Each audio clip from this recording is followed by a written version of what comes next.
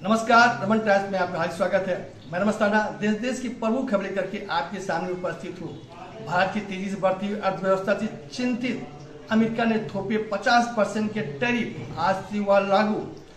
दिल्ली के पूर्व स्वास्थ्य मंत्री सौरभ भारद्वाज और सत्येंद्र जैन के घर ईडी ने मारा छापा और बताते चले उनके ऊपर 100 करोड़ से ज्यादा शराब घोटाले का आरोप है।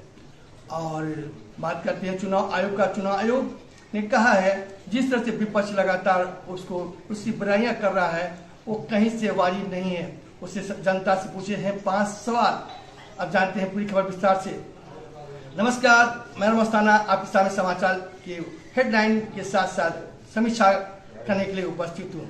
जैसा कि आपको मालूम हो, भारत तेजी से बढ़ती हुई अर्थव्यवस्था वाला देश है। इसको हतोत्साहित करने के लिए अमेरिका ने सोची समझी रणनीति के तहत 50% का टैरिफ लगा दिया है ताकि भारत की सरकार हतोत्साहित हो। और वो चाहता था कि भारत में कई बिजनेस करना चाहता था। वो चाहता था भारत की कृषि भूमि पे वो अपना आधिपत्य स्थापित करके बिजनेस करें, मत्स्य क्षेत्र पे करें और दुग्ध उत्पादन को अपने हाथ में ले लें। लेकिन किसानों गरीबों को देखते हुए भारत सरकार ऐसे नहीं किया। इससे चिढ़ते हुए उसने 50% का टैरिफ लगा दिया है। लेकिन आरोप लगा है कि रूस और यूक्रेन में जो युद्ध हो रहा है इसका भारत में बहुत ज्यादा योगदान है, क्योंकि भारत लगातार रूस से तेल खरीद करके उसको आर्थिक मदद कर रहा है, जिसका उपयोग वह यूक्रेन के युद्ध में कर रहा है। जबकि ये बचपना हरकत है, ऐसा कोई बात नहीं है, क्योंकि भारत से ज्यादा चीन रूस से तेल खरीदता है, लेकिन उसके खिलाफ कार्रवाई करने की उसकी हैसियत नहीं दिख रही है। बताते चले ये पहला मौका नहीं है। जब 1998 में भारत ने परमाणु परीक्षण किया था तभी वो आर्थिक दृष्टि से प्रतिबंध लगा दिया था, लेकिन बाद में उसको गलती का एहसास हुआ। क्योंकि एशिया की राजनीति करनी है तो भारत को हटाकर राजनीति करना संभव नहीं है। इसलिए माना जा रहा है कि फिर अमेरिका बैकफुट पे आकर के भारत से व्यापार करेगा। लेकिन भारत ने इस बीच वैकल्पिक व्यवस्था करते हुए 50 देशों से अपने सामान को निर्यात करने की चेष्टा की है, पहल कर दी है। ये भी जल्दी ही इसको अमली जामा पहना दिया जाएगा। दूसरी तरफ भारतीय प्रधानमंत्री मोदी जी ने कहा है कि लोगों से कहा कि स्वदेशी सामान को अपनाएं, मेड इन इंडिया सामान अपनाएं। और अपने व्यापारियों से भी कहा है, उद्योगपतियों से भी कहा है कि अपने सामान में क्वालिटी, गुणवत्ता और कीमत पर ध्यान रख करके इसको उत्पादन करें ताकि आम जनता तक आसानी से पहुंच सके। हालांकि ऐसा कोरोना काल में भी प्रधानमंत्री ने पहल की थी, लेकिन इसका पहल का सार्थक परिणाम नहीं निकला था। लेकिन अब इसको सार्थक परिणाम देने के लिए सरकार को पहल करनी होगी, कुटीर उद्योग, लघु उद्योग को बढ़ावा देना होगा और भारत को आत्मनिर्भर बनना होगा।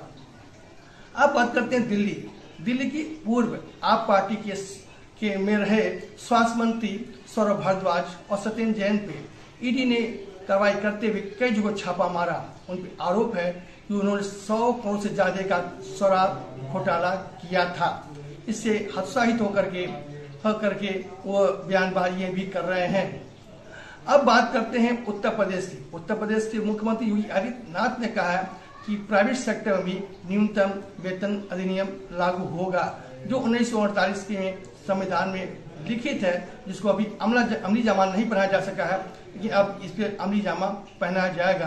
प्राइवेट सेक्टर को भी कम से कम न्यूनतम मजदूरी 16,000 देना अनिवार्य होगा।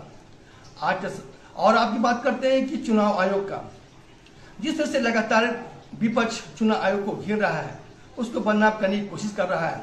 इस पर चुनाव आयोग भी फ्रंट फुट आकर खेलना चालू कर दिया है। उसने जनता के बीच जाकर के 5 सवाल पूछे हैं। उसने पूछा है कि क्या वोटर लिस्ट का पुनरीक्षण करना सही है या गलत? क्या मरे हुए व्यक्तियों का नाम काटना गलत है? क्या जो 2 जगह उनका रजिस्टर में नाम है, 2 जगह वोटर लिस्ट में नाम है, क्या एक जगह करना गलत है? क्या 18 वर्ष से बढ़े लोगों का नाम जोड़ना गलत है? क्या जो पलायित हो गए हैं उनका नाम काटना गलत है? क्या विदेशियों का नाम काटना गलत है? ये 5 सवाल जनता के बीच में ले गए हैं। ये जग जाहिर है कि 5 सवाल का जवाब विपक्ष के पास नहीं है, क्योंकि विपक्ष लगातार जनता को गुमराह करने का काम कर रहा है। अगर उसके पास कुछ भी तथ्य होता, इस वक्त में कुछ भी हकीकत होती, तो अपना हलफनामा लगा करके तो उस चुनाव आयोग के सामने जा करके सत्यता की जांच करते। लेकिन सत्यता की जांच नहीं है, उनका तो मनोभाव है कि जनता गुमराह करके चुनाव जीतना। ये जनता जागरूक है, सतर्क है, सजग है, बुद्धिजीवी है। अब 1947 वाली जनता नहीं है जो किसी के बहकावे में आने वाली है। इस तरह से देखना है कि अगर आगामी चुनाव जो बिहार में होने वाला है, इसका क्या परिणाम होता है।